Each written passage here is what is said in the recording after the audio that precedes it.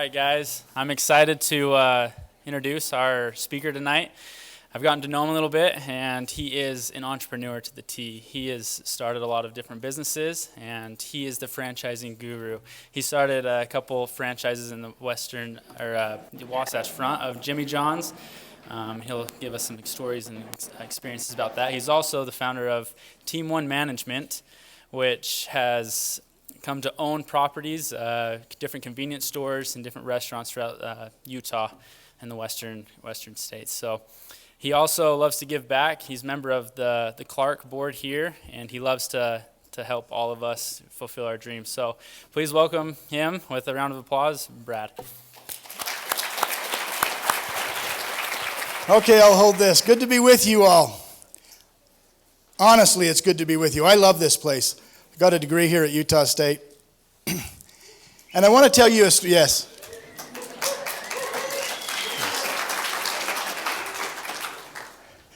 And I also got one from the University of Utah after that. Yeah. Not the same. Not the same. I don't care. Not the same. I know you're not all business majors, but I got to tell you, for you, those of you that are, this new business school, this new Huntsman school is unbelievable. Back in the day when I was here, I graduated in 1982, and we were in the old part of the building that was newer then, of course, state of the art then, still very nice, but that's where I went to school.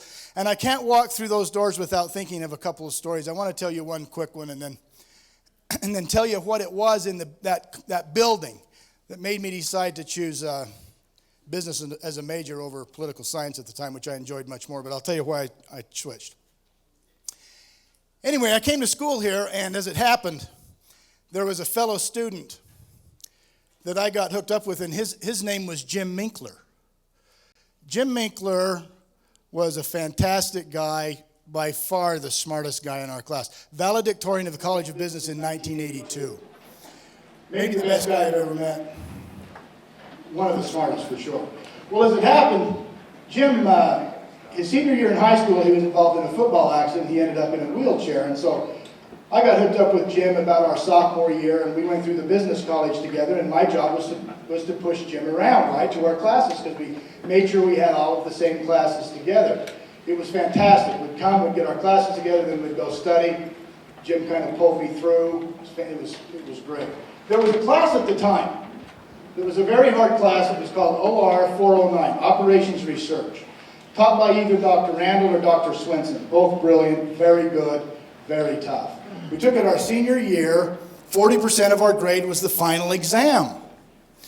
The drill was, through these 3 years of being with Jim, is I would bring him to class, and then I would push him up, we'd get on the elevator, and I'd take him up to the faculty offices, and we'd go in the conference room or the lounge, and then a TA would come, and Jim would take their test with his test with the TA, right? He would tell them what to write, and they would write it down, and that's how Jim took his exams. As it happened, on the day of the final exam, last semester of our senior year, we have Operations Research 409. Same drill. I bring Jim, we get out of his van, bring him to the business building, we go up to the faculty offices, go in the conference room there. Can't find a TA. No secretary. Dr. Randall's getting nervous. It's time for the class to start. And then he said those words I'll never forget. Oldroyd, you're going to have to take this test with Jim. Just put both your names on the test. Have you ever had a Christmas where you got a present that you thought, I wasn't expecting this present, I didn't ask for this present? It's the best present I ever had. Have you ever had that happen to you? That happened to me. Randall closes the door and walks out, and I can still remember Jim turning his head and smiling at me. And he said, you're doing some of this work. I said, I'll do this work. I'll answer the first question. Name. I put both of our names. And then Jim and I took that test, both of our names on it. Into that room with a B, out of that room with an A. Very good. I can't walk into that building to this day without thinking of that story. I told you I was trying to decide whether to major in business or political science. I found that the theoretical and philosophical meanderings of political science was more satisfying to my right brain leanings than would be business. And I thought, how can you go through 3 years and hear credits are by the window, debits are by the door? Remember that. I didn't think I could go through 3 years of that. However, I went into the College of Business, first management course. It's called 101 at the time. And I was introduced to an author by the name of Peter Drucker. And I just loved it. I loved what Drucker had to say. I had no idea that this kind of thinking, this kind of philosophy was anywhere to be found in a business curriculum. And so I can still remember some of the things I read in that semester that year. Listen to this. Now, this was in Drucker's first chapter of his seminal book called The Practice of Management. He quoted someone named Jonathan Swift, who lived 250 years before Drucker. However, this was the quote. "Whoever makes 2 blades of grass grow where only one grew before deserves better of mankind than a speculative philosopher or a metaphysical system builder." Dude, that was good. He also said, management's job is to, first, take what is desirable and make it possible, and then make it actual. A manager, then, is not just a creature of an economy, but is a creator of an economy. I was hooked. From then on, no looking back, I went through the business college here and on to a master's degree in it and really loved it, really loved the work.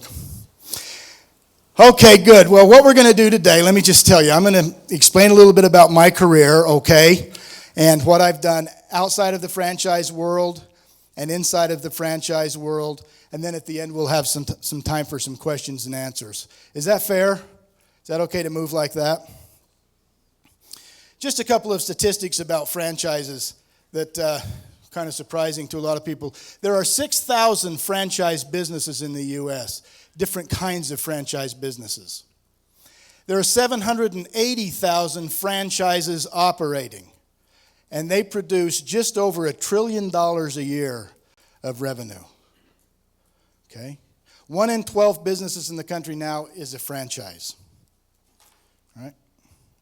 The average initial investment for a franchise is less than $250,000 to get into a franchise. Okay? The annual pre-tax income of a franchisee, okay, today's world, $85,000 to $135,000. 30%, however, 30% of franchise owners make over $150,000. I tell you those statistics just to make the point that it's a viable option for you. I'm not here to advocate for franchising. I've done it both ways. I love both ways. I want to present it as an option to you that I think is realistic and that I think is viable. You also might find yourself in a career at some point that you're not getting as much satisfaction out as you want, so you're thinking, I think I'll try. I think I'll do something. And you'll start thinking of some franchises. That happened to one of the great paper salesmen of our day, Jim Halpert. Can you remember what Jim had to say? Right now, this is a job. If I advance any higher, this would be my career. And if this were my career, I'd have to throw myself in front of a train.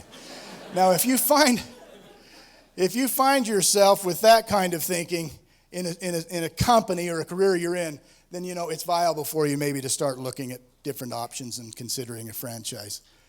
Okay? Does that make sense? Okay. Well, I mentioned that I had been in and out. I've done business in a more traditional way, right? An independent way, and also with a franchise. Let me first of all talk about the first one, and then we'll move into my experience with Jimmy Johns franchising. I've owned and operated convenience stores. It's not a very sexy business. It's very hard. It's 24/7. It's 365. I had stores, and one time we had a robbery in the store, and the police were in there, and the doors were locked. And they said, "Come in." I said, "I don't have a key." And he said, "Are you the owner?" And I said, "I've never had a key. We never lock the door. We never close. I've never had a key since the day we opened." That's how it is with those. Now, it was somewhere. The key was somewhere, right? I just didn't have any reason to ever find it. So it's an intense business. That's a business that By law, you have to post your price on the street so everyone can see it, including your competitors. That's a law. That's hard. It's an intense business. But I learned a lot being in that business. And I want to tell you some of the things that I've learned in that business so I can tell you the lens through which I looked when I evaluated Jimmy Johns. Okay? I learned that some surprising things that customers wanted from a convenience store because we started to talk to them. They were very, very concerned about cleanliness. They were concerned about the friendliness of our staff. And what we found is that they're especially concerned about clean restrooms. And people would tell us, one of the first stores I built, the first store I built, was on an exit on I-15. People travel from Logan to St. George in Las Vegas and from Salt Lake to St. George in Las Vegas, right? They travel I-15 a lot. Well, you plan your stops. What we found is that people plan their stops based on clean restrooms. Wouldn't have guessed that, but it's something I found to be really true. And so we emphasize those kinds of things in convenience stores. Now, that's not very fun to clean a restroom, but it has to be done. And I learned that no one else is going to do that work. Me, my managers, the employees, we all clean restrooms. That's the way it had to be. I learned, for you accounting students, that sometimes penny margin counts more than percentage margin. I'll tell you what I mean. We had car washes at our convenience stores. Car washes are really good gross margin items. Okay? So what you want to do is you want to try to get more people to come to your car wash. Our car washes could only wash 10 cars an hour. Consequently, there are people in line, and it's not very fun to set in line in a car wash line, right? So we tried to be innovative. We tried to figure out how can we get people to not mind as much waiting in a line to get into a car wash. We found out this. If we go out and give them an air freshener for their car, my cost 70 cents. Did that cut into my margin for the car wash, my gross margin? Yes. However, the car wash volume increased 200%. Now, would you take a 20% cut in gross margin for a 200% increase in volume? Would you guys take that? Yeah, you'd take that, wouldn't you? That's what I mean by penny margin. See, my percentage margin went down, but my penny margin went way up. I learned that through operating convenience stores, okay? I learned those important lessons. That's something that I learned, and that is this, that innovation loves constraint. So we had to be innovative about that car wash. But you can't just say, okay, everybody, let's get the whiteboard and everyone be creative. You have to constrain it. How can we be innovative about having people come to the car wash and not mind waiting in line so much so they'll maybe wait a half hour to get in that car wash? Well, that's what I mean by constraint. We took them air fresheners, and in the winter we took them fresh cookies. That was only 15 cents cost. That was a much better deal. But people enjoyed a fresh cookie while they're waiting in a car wash line. You know what you'll find? Those things are big deals. Things like that in business really matter because people remember it, and you've captured them for 15 or 70 cents. They'll always come back to you rather than someone across the street that might be selling their fuel for 2 cents less, okay? That's what I mean by competitive. When everyone's selling their fuel for the same price. Now, we were a premium brand, so we had to be the most. We were always 2, 3, 4, 5 cents higher. We better be cleaner. Our people better smile better. Our uniforms better be pressed, on and on and on. If someone's going to come into our stores and we charge them 5 cents more per gallon per gas, all right? We learned all those things by running convenience stores. You know, I went to a convention, and one of the fellows on the panel was from a company called QT, a convenience store company called Quick Trip, QT. Who in here's heard of Quick Trip?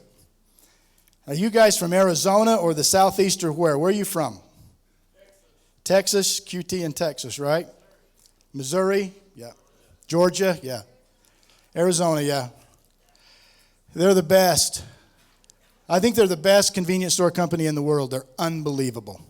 And so their guy was up on the panel, right? Their CEO, and everyone was asking questions of the panel, and you know, everyone really admires QT. So some guy came to the mic in the crowd and asked, "Hey, QT, what does it boil down to? What's the secret for what you've been able to do?"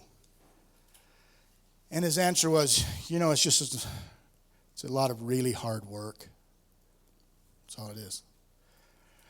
And if you're people might have had expectations beyond that, but he said it's just a lot of really hard work when you're talking about a 24/7 business and everything has to work every day. It's just a lot of hard work. So what we learned from the convenience store business, and everyone should understand this no matter what career you're in and business you start, is that there's no around or over or under a business. You just have to go through it. You have to go through. You have to learn it and get involved in it, and don't try to skip any steps. Now, some people think by franchising, oh, that's a way to skip some steps. Well, it's a way to maybe skip some mistakes, but it's not a way to skip steps. You still have to go through it, and you have to learn it and understand it. Is that good? Okay, good. Now, so I had all that in my mind. I knew those kinds of things from business after operating these convenience stores. Now, shall we talk about Jimmy Johns for a minute? What I learned from Jimmy Johns? I went to St. George once, and we were down there and actually playing golf. And it was a rare occasion that I got to go to St. George and play golf, Nick. It was rare. But we played in the morning, and we want to go play again in the afternoon. Someone says, hey, let's go to this place. They make sandwiches really fast. Da, da, da. I'd never been to a Jimmy John's. So I says, good, let's go. So we pulled up to a Jimmy John's in St. George. There's a line out the door. I says, oh, let's go somewhere else. He says, no, it won't matter.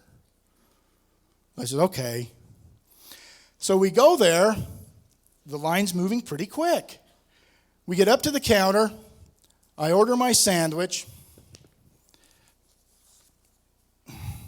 Whoop. By the way, let's do this. Come here, dude. Would you do me this favor? Would you take this, go out, and order from Jimmy John's at that number? Would you order a Lulu and tell him to bring it to the Eccles Conference Center? As long as I get to eat it. Yeah, it's yours. It's yours. Here you go. That's the money and the tip. Right. And tell him the Eccles Conference Center, come right in come right in here, okay? Okay. All right, go ahead. Go do that. Yeah.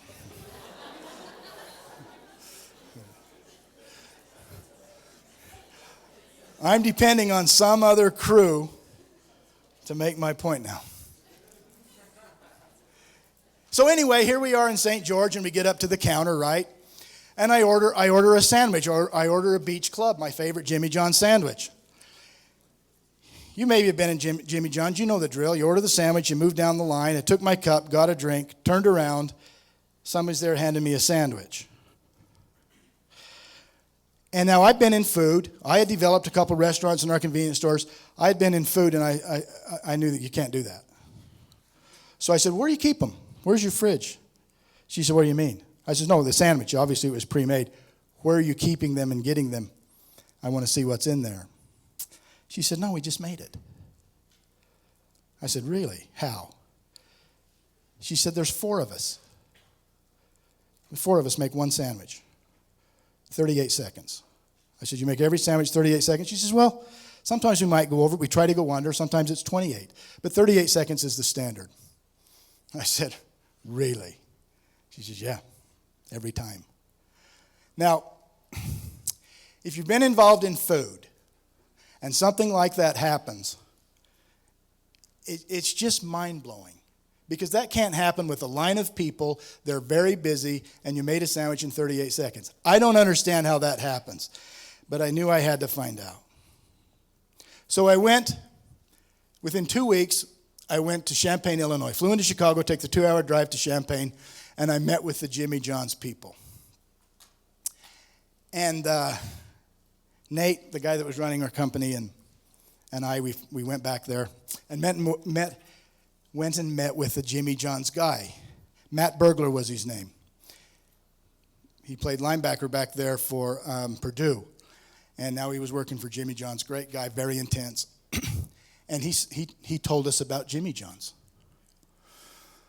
And he tried to talk us out of it. He said, look, if you do qualify, it's the hardest thing you'll ever do. It's the worst thing you'll ever do. I said, what do you mean by worst? He says, well, hardest. Hardest thing you'll ever do. I says, all right, we do convenience stores. We know hard. He says, okay. And I said, tell us a story. So he told us the story about Jimmy John Leotard. You ever heard of him? You guys heard the story? You know the story of this guy? Let me tell you that story. Try to tell you that story quickly. Jimmy John Leotard. He graduated from high school in 1982. His dad was a military guy, very disciplined. He wanted Jimmy to go in the Army. Jimmy said, I'm not going in the Army. And he says, when you're going to school, Jimmy graduated second to the last in his high school class, a school called Elgin Academy. Second to the last in the class. He says, I couldn't get into school. So he says, his dad said, I'll tell you what, I'll give you $25,000. You start a company. I own 48% of it, you own 52%. Jimmy says, all right, I'll do that. So he liked Chicago street food, so he went and investigated buying the equipment for a hot dog stand. $45,000 to buy equipment. He said, I can't afford that. And so he was in a sandwich shop on his way home, and he said, oh, they have a fridge, a meat slicer, and a cash register. I can afford that. Found some used equipment. Then he went to the library and studied baking. He studied bread. Over and over, bake bread, bake bread, bake bread. Finally found a recipe that he liked, and he went and found a location. It was an old two-bay, closed-up garage in Charleston, Illinois, the home of Eastern Illinois University. Had two cousins that lived there. That's why he chose that as a location. Not strategic, it just happened to be. In his early menu, his first menu under address, it said, behind the donut shop. That was what he put for the address. Everyone knew where the donut shop was. So now he's in the business. He owns 52%. His dad owns 48%. His first year, they do $144,000 total for the year. They made a $40,000 profit. The second year, they did $188,000. They made a $50,000 profit. In 1986, this was 83, in 86, Jimmy had 3 stores, and he bought his dad out, and Jimmy John's was all his. By 1993, he had 10 stores. His quote is, 10 years, 10 stores, no debt, what a country. That was his quote. It's going pretty good. He starts franchising. By 2002, Jimmy had 160 stores, primarily in the Midwest. Well, only in the Midwest. 70 stores were failing out of 160. 70 stores were failing. Now, he had to fix them. I want to read in his own words here.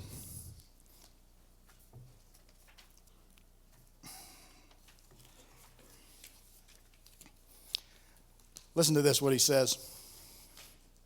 I want to make this point, so I want it to be in his words.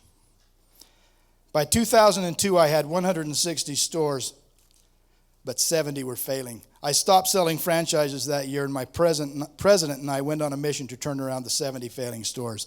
They weren't following my system and weren't committed to the restaurant lifestyle. It took 18 months. We turned around 63 of them and closed 7. I learned a lot from that experience, so I changed the rules for allowing people to buy into my system as a franchisee. I explained in detail how tough running a Jimmy John's can be. I explained the long hours, the unforgiving weather, the late nights, the weekends, all of the sacrifices that go along with the industry. I made it tough on people to get into my system. See, he totally changed. And for 18 months, and when he tells the story, he says what they would do first. They'd walk into a failing restaurant, they'd pull all the tables into the middle of the restaurant, and they'd start scrubbing the walls. So they'd start cleaning, literally cleaning, before they cleaned up the system and the franchisee, and they were able to turn those around. Now, a little later, I'm going to tell you what a Jimmy John's franchise costs, and you might wonder, what are you buying for that? You're buying those 18 months. So you don't have to do that. Because Jimmy and James, his president, went around for 18 months and fixed all those problems. They fixed those mistakes. Now, you might make other mistakes, but if you follow the system, you won't make the mistakes that they made. That's the point. That's why you would do it. All right? That's why someone would get into a franchise. He now has 2,700 stores. By the end of the year, it'll be 3,000, and away he goes. No international stores, very few in California, just, moving west in a big way now, but he hasn't done before this. Okay? Very few in New York. For you New Yorkers, very few. I don't think he wants to compete with New York delis yet, but he'll go there. Okay, so that's what Jimmy did, and he turned around he turned around those stores. So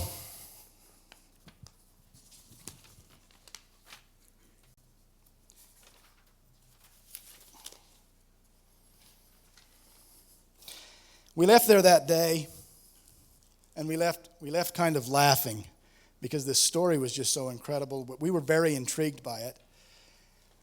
And we could remember the 38-cent sandwiches, the 38-second sandwiches, and we figured out how they had done it. That's just really amazing. So we decided that we were going to pursue it. One thing we learned from looking at Jimmy John's is that it was very simple. They have those sandwiches on the menu, and there aren't any other sandwiches. Now, you can say no tomatoes if you want, but they just have those sandwiches. They keep everything simple. One thing you'll learn in business is that simple is more difficult than complicated. It's very hard to keep things simple. The simpler you can keep things, the better chance you have for success. But simplicity is hard, complexity is easy. I know it's counterintuitive. It's easy to just start adding things to the menu because what you have isn't selling. That gets back to that whole concept of that innovation loves constraint. I'll talk about how Jimmy John's has innovated over time and made them what they are. Okay, so we decided to go for it. Let's go for it. So we said, hey, we want some area in Utah. They said there's some area available. We'll sell you Logan, Utah, and and if you do well there, then part of the Salt Lake Valley is available, and there's other areas in Utah. Let's go. So he said, okay, let's go, and we signed up, and away we went. Now, when you get into franchising, one thing you'll learn, there's a lot of legalities and big legal documents, and this was no different. So we got through all the legalities and the legal documents. But the franchise agreement that you sign is specific to the company. And Jimmy's documents were specific to him. I want to show you some... At the end of the franchise agreement that we sign, right before the signature lines, you initial 30 agreements that you make with Jimmy. 30 things you say you're going to do.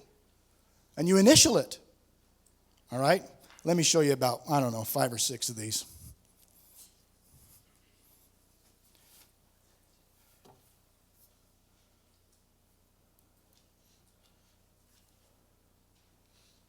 Oh, good, it's working. I understand that I will only be as successful as I am willing to contribute, and that leaving this brand alone is like leaving the seat of a captain's chair in an airplane during a landing. That's the way Jimmy talks. Okay? So you sign a signature line. You initial it saying, okay, I understand that. I understand that if my store is out of compliance, that my application for any future stores will be denied. I understand that vacations or personal time with family and friends could be interrupted so that I can correct any deficiencies in my restaurants.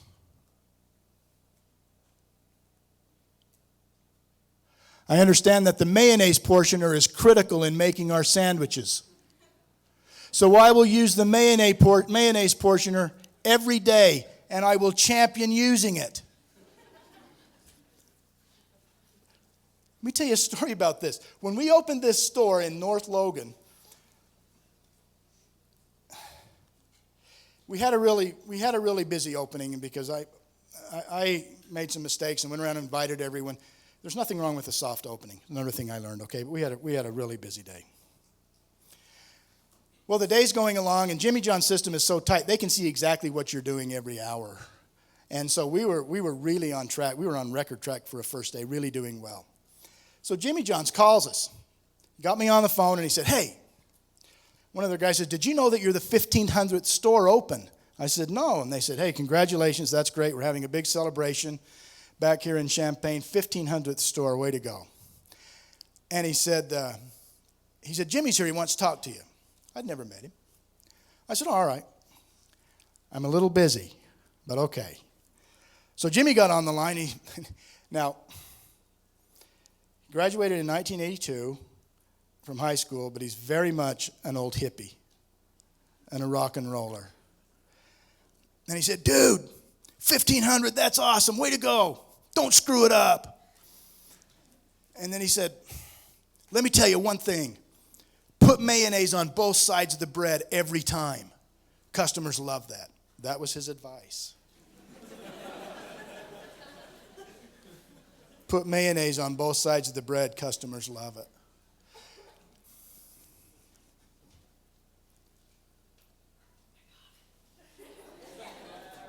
Dude.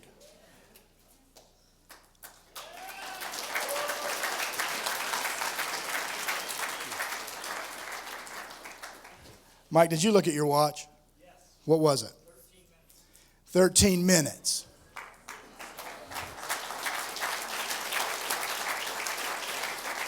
That is awesome. Now this, where we're setting, is on the very, very outside border of the allowable delivery area. Now I'm going to explain that to you in a few minutes, what that means, how big that is. But delivering in 15 minutes, guaranteed delivery 15 minutes, very hard to own that. Okay? Good job, man.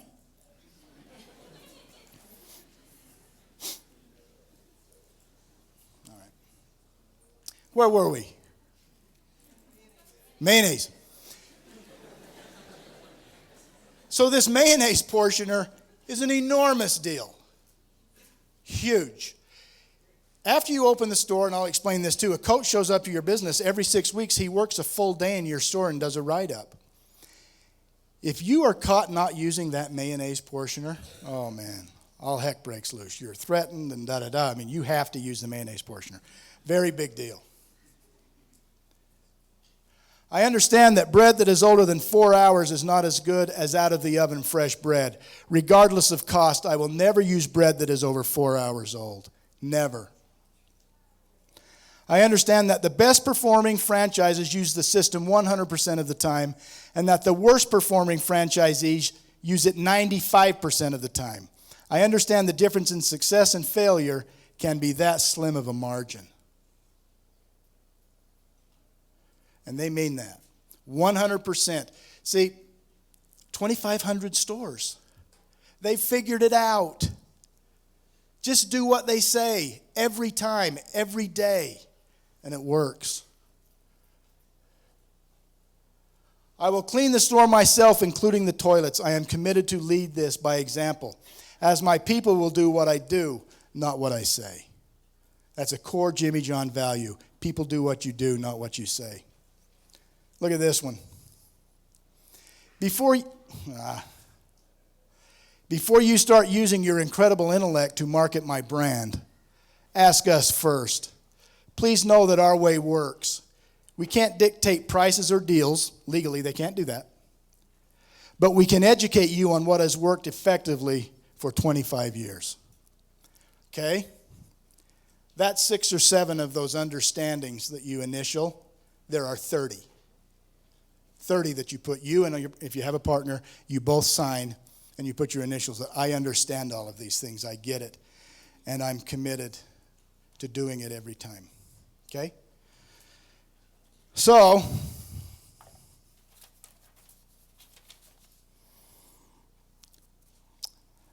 we signed up.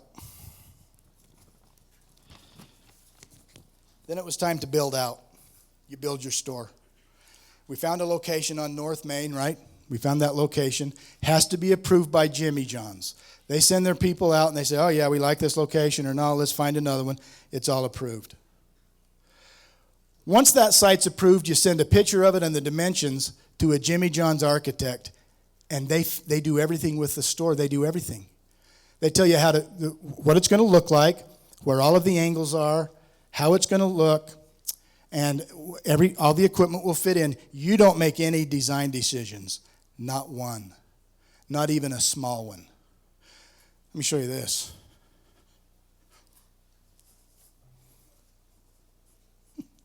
Had a franchisee in Salt Lake, and this guy comes out before you can open, and he looks at your store for 2 days, and he approves it and says, yeah, you're ready to open. You've done everything like we say. You're ready. Nice job.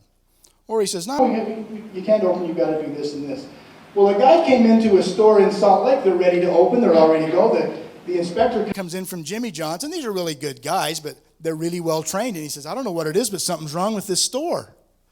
What do you mean? Something's wrong. I can't figure it out, but I've got to look. Something's wrong, and they couldn't figure it out. Next day, the guy comes in. He's looking around in the morning. He figures it out.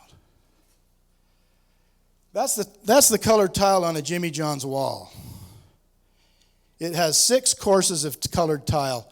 Above it is white and below it is white. Can you count those? 1, 2, 3, 4, 5, 6. Right? The inspector said, you've only put 5 courses of colored tile on this wall. Only had 5. The franchisee says, oh, we'll remember that next time. That's a good catch. We'll remember that. He says, yeah, you will, but you're not opening. Tear it out.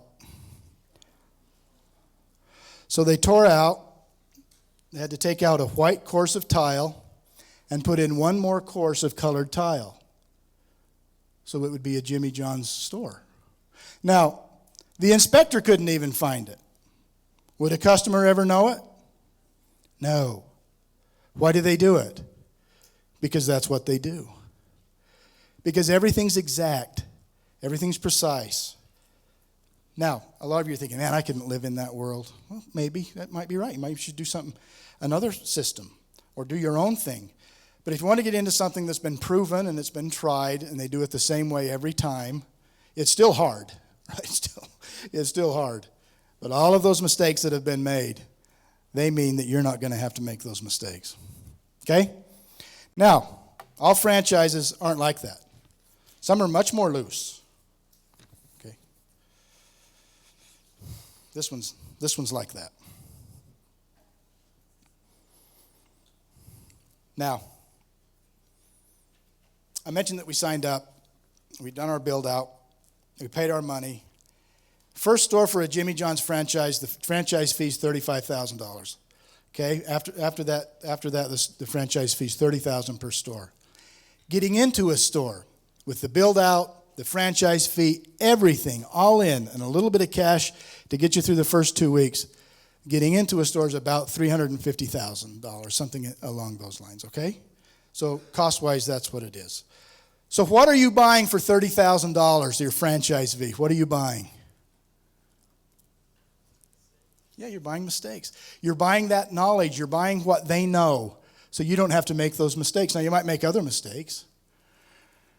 Right? No one's perfect. You make mistakes. That's why pencils have erasers. Right? Everyone makes mistakes. That's okay.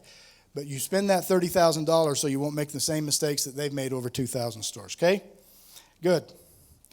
So now the store is built, and we paid our fee, and away we go. Now, there's another cost. Every Friday, our account is hit for 10.5% of our gross sales that week. 4.5% is for advertising. 6% goes to Jimmy John's. Okay? So you think, well, that's quite a bit. That's 10% of your sales every week? Yes, 10% of gross sales is what they take. So let's look at the first number. 4.5% is for advertising. There's no way we could buy the advertising they buy for 4.5%, so that really worked. What about the 6%? That's a lot. So we did a little study and said, okay, let's say we had a store and we bought all this meat and vegetables on our own instead of buying it through Jimmy. With 2,500 stores, do you think you're getting a pretty good deal on turkey? Yeah. We found out that the franchise fee was really costing us about 1.7%, not 6%, because we were buying that product so much cheaper. So be careful when you're doing your analysis and make sure you understand that buying power and what that means. To us, it meant an awful lot. Okay? All right.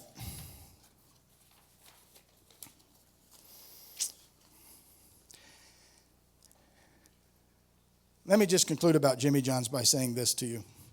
The thing that impressed me most is that Jimmy Johns had a very clear understanding of who they are and what they own and what they can win. Jimmy Johns knows they can win delivery, so that's where all their focus is. Right? 50% of our sales in our stores, and we had A stores, A class stores, high volume, 50% was delivery. They know they can always win that. So they focus everything on delivery. That's who they are. Now, their sandwiches are good.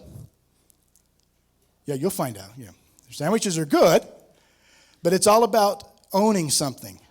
So if you go out and you do a franchisee, say, what do they really own? What are they offering? And Jimmy John's protects that thing that they own, which is 15-minute guaranteed delivery. Now, to do that, you have to be innovative. How does that happen? Before we open, someone comes out from Chicago again. They spend 2 days at the store, and they get in their car, and they start at the front door, and they drive for 5 minutes in every direction, all those roads. And they take a map, and they draw on that map with their little marker and in their computer what our delivery area is. You can never leave it. You deliver only in your delivery area, which is 5 minutes from your front door. Don't ever leave your delivery area. Well, what if someone calls from a mile out of the delivery area with an order for 70 sandwiches? You do not deliver. Tell them you'll have them ready. They'll be in a box. We'll give you a free Coke. Come and pick it up. But you can't deliver outside of your delivery area. Is that nuts? Does that seem a little crazy? You know, it's not, because owning something, owning 15-minute delivery is why Jimmy John's is Jimmy John's, and they won't sacrifice it. So it's 5 minutes. That's where you deliver. Now, that just means they want you to build more stores, because now you build another store. Now that's another 5-minute delivery area. Anyway, that's what they own. And we understood that they understood what they own, and they protected it. And it's worked really, really well for them. Every 6 weeks, a coach shows up at the store, works there for a full 8-hour shift, and gives you a report. He or she is paid based on their store's performance, so they become your partner. They just want you to improve. All right? So that's Jimmy John's. Now, the advantages of owning a franchise. Systems are all in place. The marketing is all set. Training is in place for your employees. It's expensive, but it's all in place to send your managers to training. All of that is already done for you. Low risk. The disadvantages of owning a franchise. You no longer really have an outlet for your creative design bent. That's all taken care of. There are other ways to be innovative within the system, but you don't design anything. You don't add anything to the sandwiches. You don't change the food. You don't start selling soup. You lose your franchise. You don't do any of that. That might be a disadvantage to some of you. Think, well, I'd like to do that kind of stuff on my own. I'd like to think of those kinds of things. That's fine. There's a lot of ways to do it. Franchise is just one. But those are kind of some advantages and disadvantages of owning the franchise. I want to give you another Jimmy quote, then we'll go to some questions.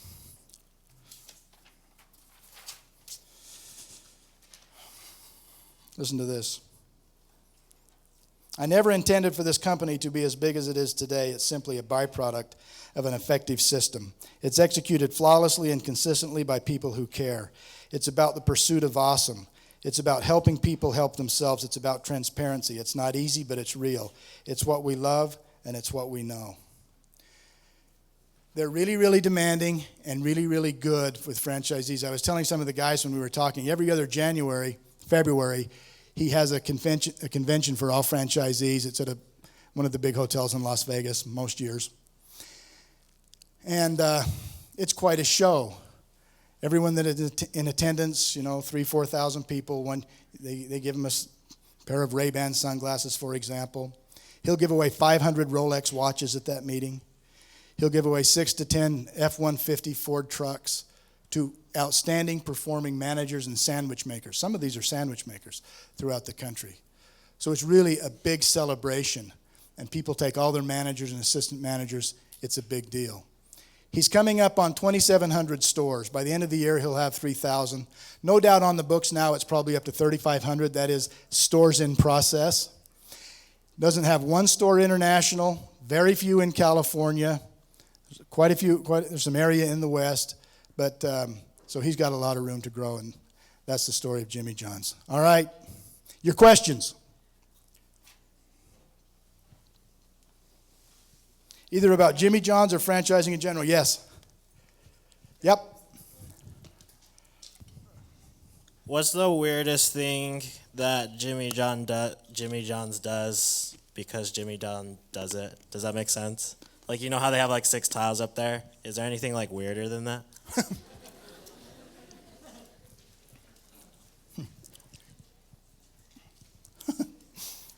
Those are pretty weird, I think. Here's an example of two examples of Jimmy controlling things. Jimmy's a rock and roller. And so when I first bought these stores, he would let us choose our own rock and roll. Had to be rock and roll through Pandora. Right? So if I had my way, it would be all Neil Young and the Eagles. That was my era. And he's only 5 or 6 years younger than me. But anyway, he decided that's not right. He go into stores. He said, I don't like the rock they're playing. So he started Jimmy Radio. Now all the music in all the Jimmy Johns has to be through Jimmy Radio, and he chooses every song that's on the playlist. When you go into a Jimmy John's and you see those signs on the wall, have you seen those clever signs on the wall? Jimmy selected every one. No one can select those signs but him. One thing about sandwiches, a very difficult vegetable to handle are sprouts. They're very hard to keep clean. There's disease and it's very hard. Well, a few years ago, some people got sick in the Midwest with Jimmy John's sprouts. So he issues a thing, no more sprouts on our sandwiches. Done. Tired of fighting it. 3 weeks later, I can't stand these turkey sandwiches without sprouts anymore. Bring the sprouts back. So the sprouts came back. They found another supplier, but he said, I can't do it. He said, I eat these sandwiches at least 5 times a week. I can't eat them without sprouts, so the sprouts came back. I don't know if that qualifies, but that's Jimmy. Yeah. Yep. What happens if Jimmy John doesn't bring your sandwich to you within 15 minutes? Is it free? If you make it be so. Yeah. Yeah, it is. At least it was in our stores. Yeah. It's a guarantee. It's a guarantee. It's a great question. Because you put that out there, right? 15 minutes guaranteed. Well, is it or not? Yeah. Yeah. How many times was it not delivered in 15 minutes with your stores? Never. Thank you. Very rare. Very rare. I'm sure we missed that mark a few times. Question right here. Here's the question. Yep. So if you're expanding into different areas and they don't have distribution or expanding suppliers and stuff like, could you maybe talk about the logistics of how they handle that and how you communicate? Do you communicate with suppliers and vendors for food and product? And Yep. maybe could you just talk about the logistics behind your communication with those Thank people? you very much. Yep. All of the protein, all of the bread comes through Cisco Foods. They're the largest distributor of foods in the country. They're everywhere. You can't really find a place that Cisco doesn't reach. So you find your own vegetables based on Jimmy John's specs. You know, you can't have big tomatoes because their tomatoes, if you notice when they cut them, the slicers are only about that big. So it takes a certain size tomato. So you've got to find that. But you can always find those vegetable growers in the market. But Cisco delivers all of the protein, all of the dough. Okay? The dough comes in. A Jimmy John's sandwich, I don't know if you know that, but they're all 8 inches. There's 2 sides of the menu. When we were in the business, one side was $4.50, the other side was $5.50. Now I think it's $5 and $6. But all the sandwiches are 8 inches. The clubs just have more in them. All right? Double meat, double cheese, there's more in them. So you pay $1 extra. Okay? So we order that bread comes in 16-inch strips. It's that way strategically so we can put it on a pan, then we can cut it to 8 inches, and that's the size of a Jimmy John's bun. Yep. Right over here. Other side. There Yep. you go. So I have a two-part question. The first part of it is, of the $350,000 that it takes to start up the store, did you do that by yourself, or did you use like a business loan or a partner in that? And then my second question is, after you started up, how long was it before you made a profit in your store? Thank you. Or how much of a profit did you make in that first year? Yeah, good question. We internally financed, however, that's the exception to the rule. I learned going back to the conventions that there were several finance companies that would attend the convention and try to get you to dinner or get you somewhere where they could say, hey, we believe in this Jimmy John concept so strongly that we'll finance 95% on these Jimmy Johns. If Jimmy John's approves it and you're ready to go, we'll finance 95% on a Jimmy John's restaurant. The year we bought it, I mentioned 1,500 stores. One closed that year. One. They're just not closing. They're staying open. They're really successful. We were profitable the first year. That North Logan store was a producer. It was a very good store. So that was profitable from the first year. Yep. And that's with throwing in a calculation for return on that investment we made. Yep. Yes, Nick. Oh, thank you very much. Well, you guys have always heard about the importance of being passionate, right? About what you do. I think it's really important. But I've never understood this. Well, I understand it, but I have a hard time making the water go to the end of the row on it, I've never understood this. Do what you really love. Okay? I really love golfing. I love fishing. I love hiking. I guess you could develop a business around those things, right? You probably can if you have to. But I think this is better advice. Love what you do. Really love what you do. Get into something you know adds value, that you can love, you can be passionate about, and you'll start loving it. That'll just happen. Yes? With promising such a quick delivery, you must have a decent amount of cars running at all the time, right? Yeah, we had a store in Salt Lake, our busiest lunchtime store, West Valley in Salt Lake. We had 14 delivery drivers at lunch, 14. 38 employees to open the Jimmy John's before you start adding delivery drivers, okay? 38. Now, a Subway, which they have 34,000 stores, great shops. Subway, you'd probably start closer to 12 to 15. Jimmy John's, 38 employees. Yep.